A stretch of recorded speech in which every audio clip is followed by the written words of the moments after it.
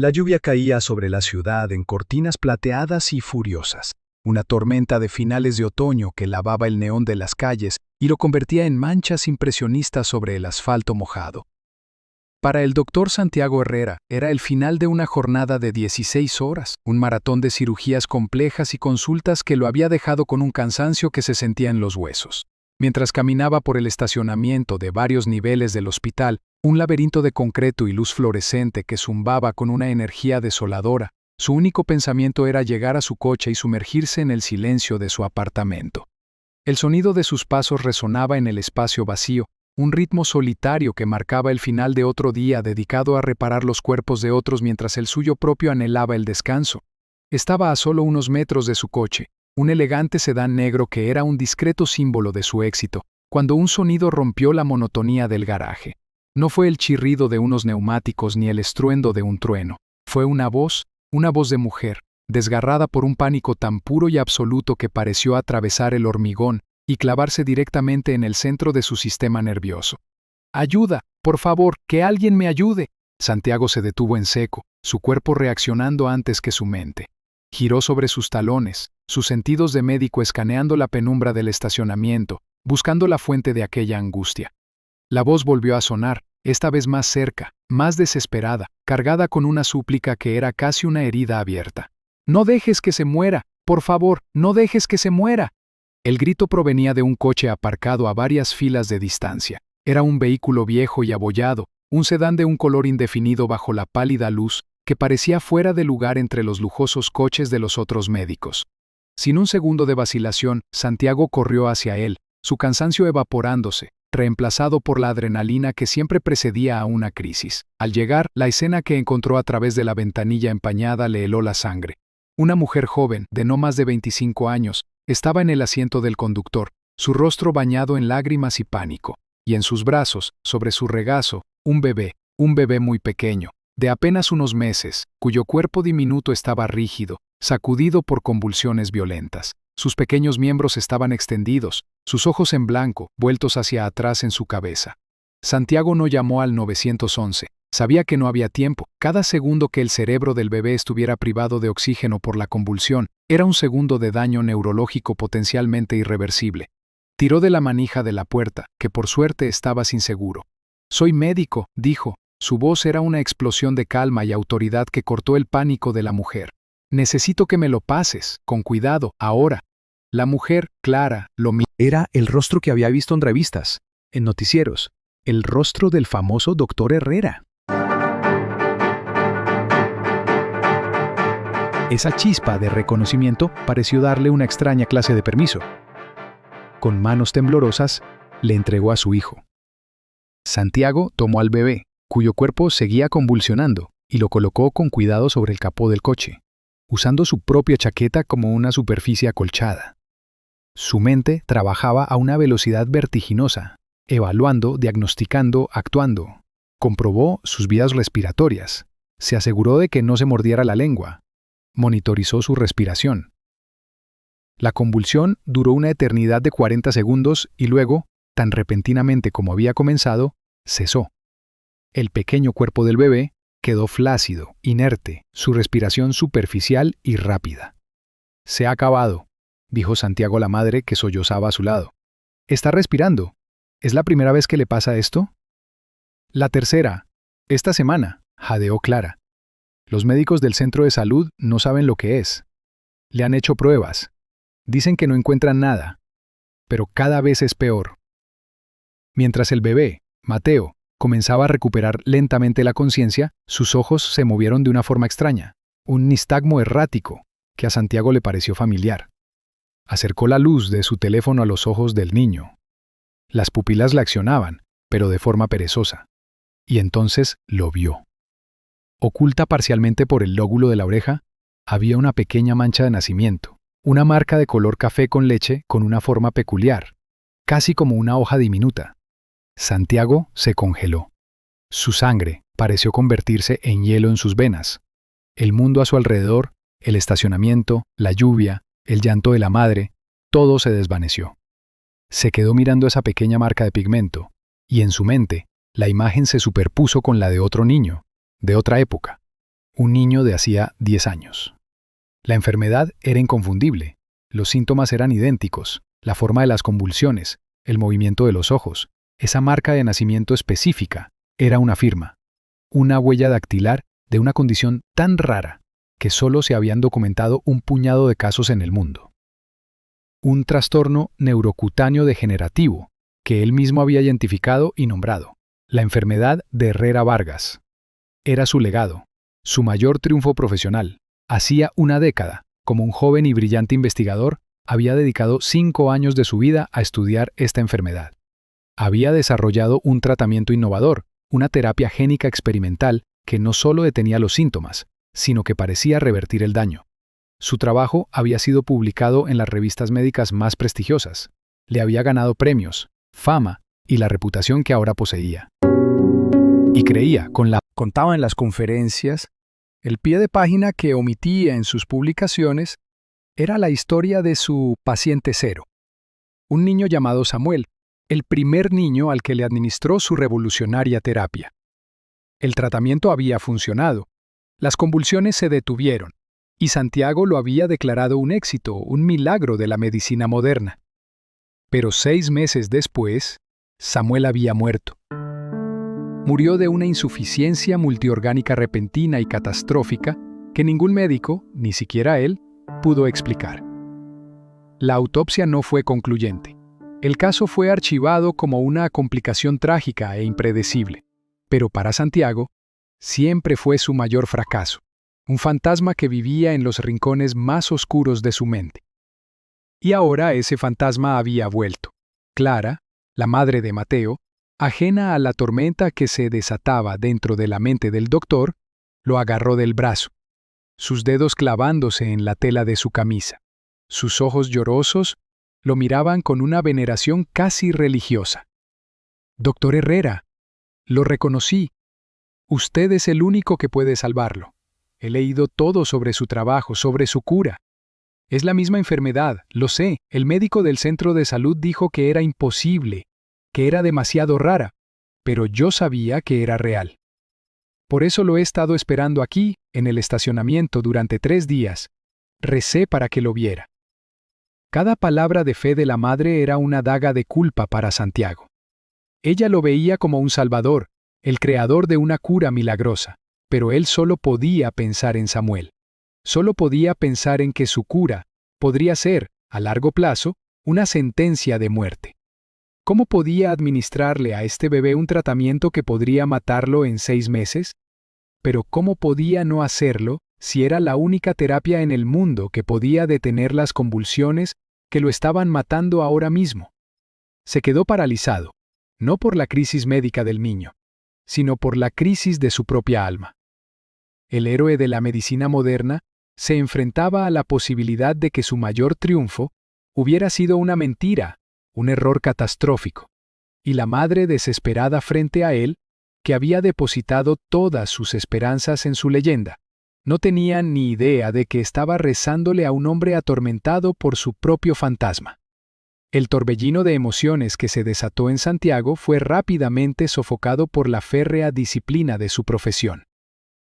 El pánico y la duda eran lujos que no podía permitirse. Con una calma que desmentía la tormenta en su interior, tomó el control de la situación. «Vamos a llevarlo adentro», dijo, su voz firme y tranquilizadora, dirigida tanto a Clara como a sí mismo. «No se preocupe. Haré todo lo que esté en mi poder». Ayudó a Clara a salir del coche. «Eficiente», Necesito una suite de aislamiento en la UCI pediátrica. Ahora. ordenó su autoridad cortando a través del caos habitual. Y llamen al doctor Morales, el jefe de pediatría. Díganle que tengo un caso de Herrera Vargas. Él entenderá. El doctor Morales era un hombre de ciencia, un pediatra respetado cuya carrera se había construido sobre protocolos probados y diagnósticos basados en datos. Era un contrapunto a la medicina a veces intuitiva de Santiago. Respetaba a Herrera como cirujano, pero siempre había mantenido un saludable escepticismo hacia sus teorías más audaces. Cuando llegó a la UCI y vio al bebé y luego los sutiles pero inconfundibles marcadores que Santiago le señaló, su rostro se tornó grave. Es increíble, murmuró Morales, revisando los signos vitales. Después de tantos años, pensé que nunca veríamos otro caso. Yo también, respondió Santiago, su voz tensa. Bueno, el protocolo es claro, dijo Morales cambiando a su modo profesional y seguro.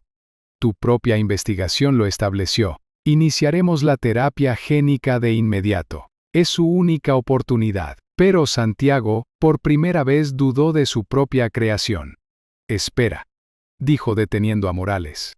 Antes de iniciar mi protocolo, quiero que hagamos una ronda completa de diagnósticos. Todo: resonancia magnética funcional, panel metabólico completo, secuenciación del genoma. Quiero descartar cualquier otra posibilidad, cualquier otra enfermedad que pueda estar imitando los síntomas. Morales lo miró con extrañeza. Descartar. Santiago, tú mismo escribiste el libro sobre esto. Los síntomas son inequívocos. Retrasar la terapia génica podría ser peligroso, y administrarla podría serlo aún más, replicó Santiago, más para sí mismo que para Morales. Solo hazlo, por favor, como una consulta formal. Morales, aunque perplejo por la extraña vacilación de Santiago, accedió. Mientras el pequeño Mateo era sometido a una batería de pruebas, Santiago se encerró en su oficina, pero no para buscar nuevas investigaciones. Hizo algo que no había hecho en casi 10 años.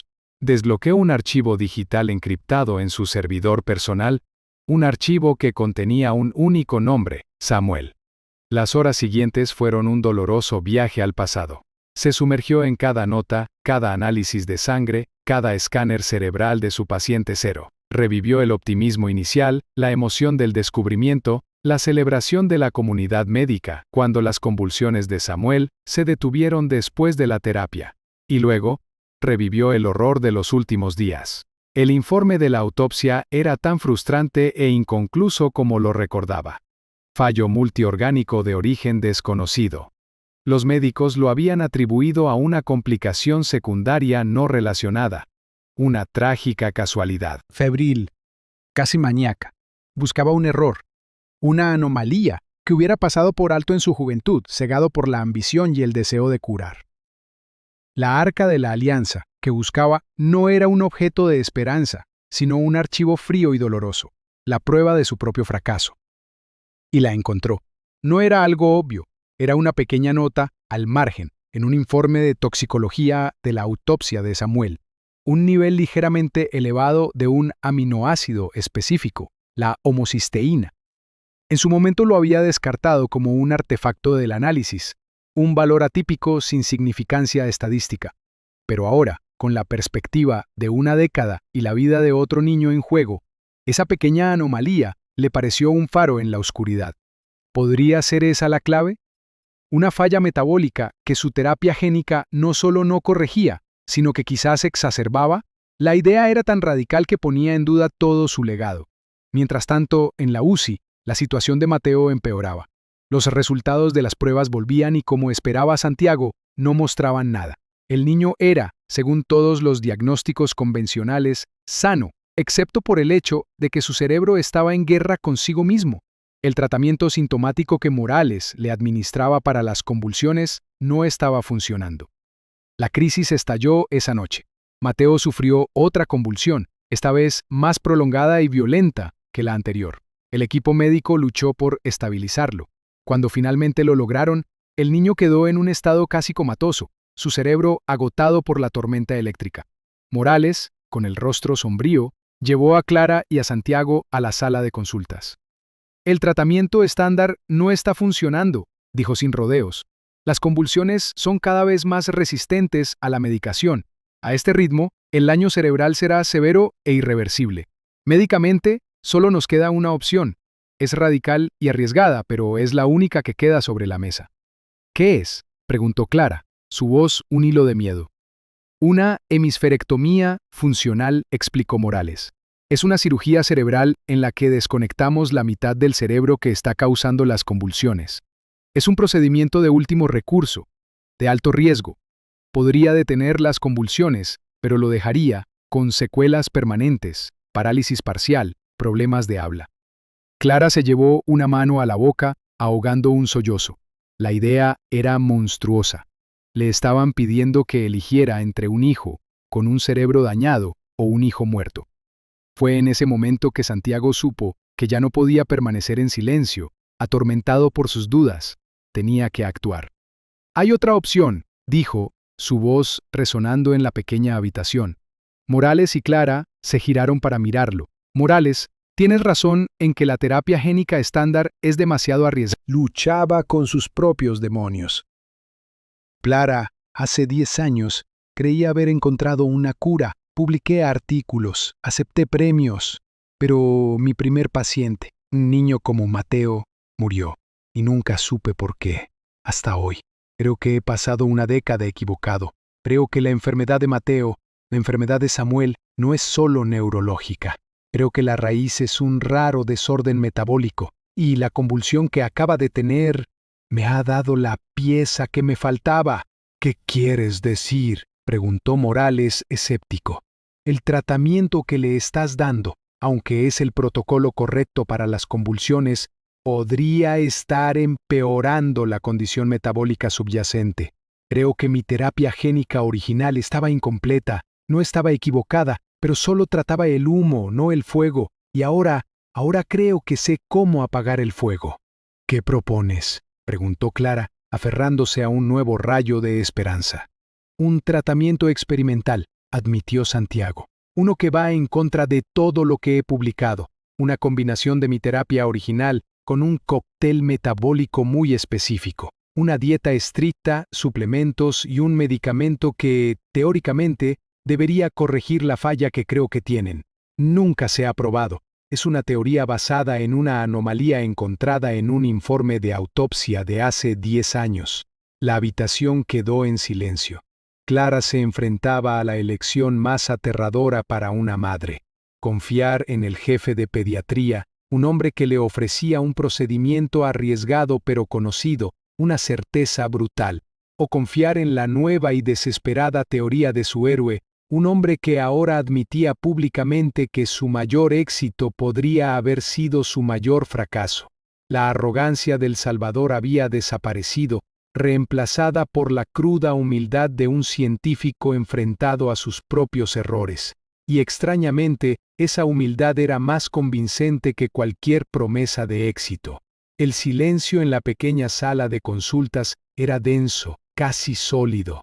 Clara miró de un médico a otro, su corazón atrapado en el fuego cruzado de dos filosofías opuestas. Por un lado, el doctor Morales le ofrecía un camino brutal pero definido, una cirugía que mutilaría el cerebro de su hijo con la esperanza de salvar su vida. Era la ciencia en su forma más cruda, una solución de cortar y quemar, pero era un protocolo, un plan. Por otro lado, el doctor Santiago Herrera, el hombre cuya leyenda la había llevado a ese hospital, le ofrecía algo mucho más intangible. No le ofrecía una cura probada, sino una teoría, una disculpa, una corazonada nacida de un fracaso de hace una década. Le pedía que apostara la vida de su hijo, no a la certeza de la ciencia. Honestidad era tan afilada como un bisturí. Ninguna, pero la cirugía garantiza un daño permanente. Mi teoría nos da una oportunidad de una curación completa. Una oportunidad de devolverle a Mateo la vida que merece, no una versión disminuida de ella. Se giró entonces para mirar directamente a Clara, ignorando a Morales. Sus ojos ya no eran los del médico famoso, sino los de un ser humano suplicando confianza. Clara, ya no le pido que crea en mi reputación. Le pido que crea en mi humildad. Sé que me equivoqué hace 10 años. Y ese conocimiento, ese dolor, es la herramienta más poderosa que tengo ahora. Déjeme usar mi fracaso para salvar a su hijo. En ese momento, la elección de Clara se cristalizó. La arrogancia confiada de la ciencia la aterrorizaba, pero la humildad desesperada de un gran hombre que admitía sus errores le daba una extraña clase de fuerza. Miró a Morales. «No habrá cirugía», dijo, su voz temblorosa pero firme. Luego, se giró hacia Santiago. «Haga lo que tenga que hacer, doctor. Confiamos en usted». La batalla que siguió no se libró con escalpelos y sierras, sino con bolsas de goteo, fórmulas precisas y una vigilancia constante. El doctor Morales, aunque profundamente en desacuerdo, no abandonó a su paciente. Cumpliendo con su propio juramento, se aseguró de que el equipo de la UCI pediátrica brindara todo el apoyo necesario, convirtiéndose en un observador escéptico pero profesional de aquel experimento radical. La habitación de Mateo se transformó en un laboratorio metabólico. Santiago supervisó personalmente la preparación del cóctel de nutrientes y medicamentos. Una fórmula compleja que había diseñado febrilmente en las últimas horas. Las primeras 24 horas fueron una montaña rusa de terror y esperanza. El tratamiento era una danza delicada. Santiago y su equipo monitorizaban cada señal vital, cada onda cerebral, cada diminuto cambio en la química sanguínea de Mateo. Hubo momentos en que parecía estar funcionando. La actividad convulsiva en el electroencefalograma disminuyó. La respiración del bebé se volvió más regular. Clara, sentada junto a la cuna, se aferraba a esos pequeños signos, sus labios moviéndose en una plegaria silenciosa. Pero luego venían las recaídas. Pequeños temblores que amenazaban con convertirse en una convulsión total.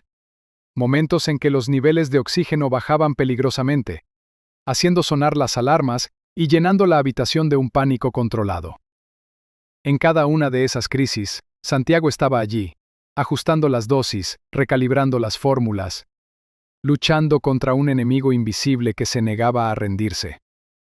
El doctor Morales observaba desde la distancia.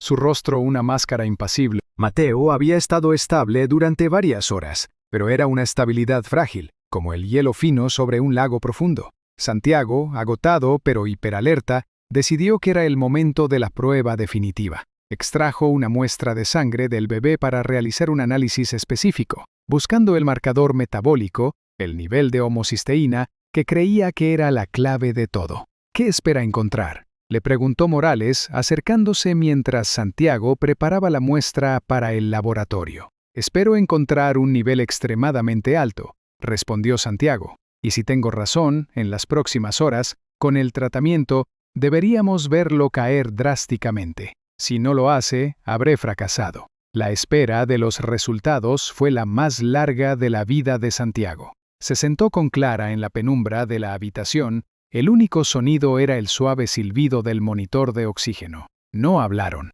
No había nada que decir. Todo lo que se podía hacer ya se había hecho. El destino de Mateo ahora estaba en manos de la bioquímica. Finalmente, el teléfono de Santiago sonó. Era el laboratorio. Su corazón dio un vuelco. Se puso de pie y se alejó unos pasos para contestar, dándole la espalda a Clara para que no viera la tensión en su rostro. Escuchó en silencio, su rostro una máscara de piedra. Luego, dijo simplemente, «Entendido, gracias». Se giró lentamente. Clara lo miraba. Su rostro una pregunta silenciosa y aterrorizada. Santiago respiró hondo. Los niveles eran tan altos como esperaba, dijo, y el corazón de Clara se hundió. Pero, continuó él, y una pequeña sonrisa, la primera en días, comenzó a formarse en sus labios. Le hicimos una segunda prueba de control hace una hora. Los niveles han bajado un 60%.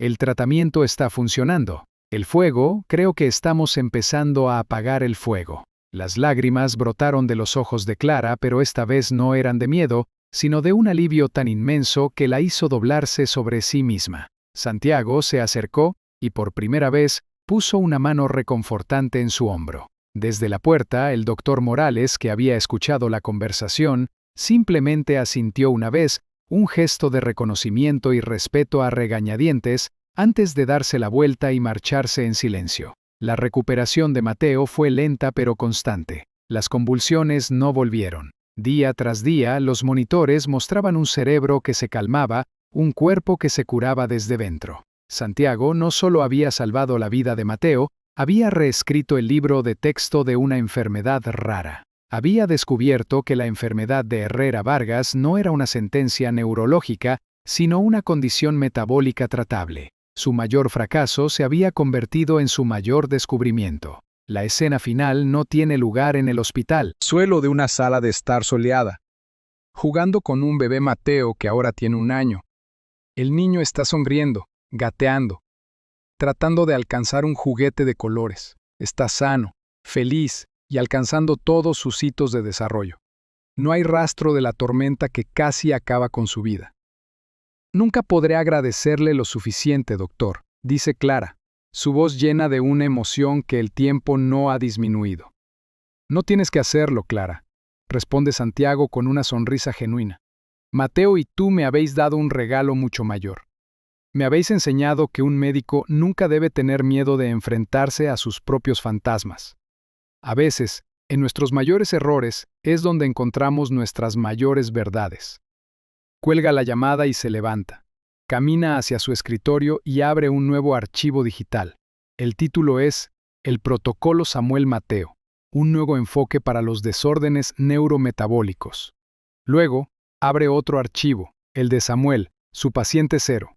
Añade una nota final al archivo, una nota que había tardado 10 años en poder escribir. Descansa en paz, pequeño. Tu sacrificio no fue en vano. La lección que me enseñaste ha salvado a otros y seguirá haciéndolo. Gracias. Cierra el archivo. Por primera vez en una década, el fantasma que lo había atormentado se había desvanecido, reemplazado no por el orgullo de un éxito, sino por la paz de una redención ganada con esfuerzo. Había sanado a un niño y en el proceso se había sanado a sí mismo.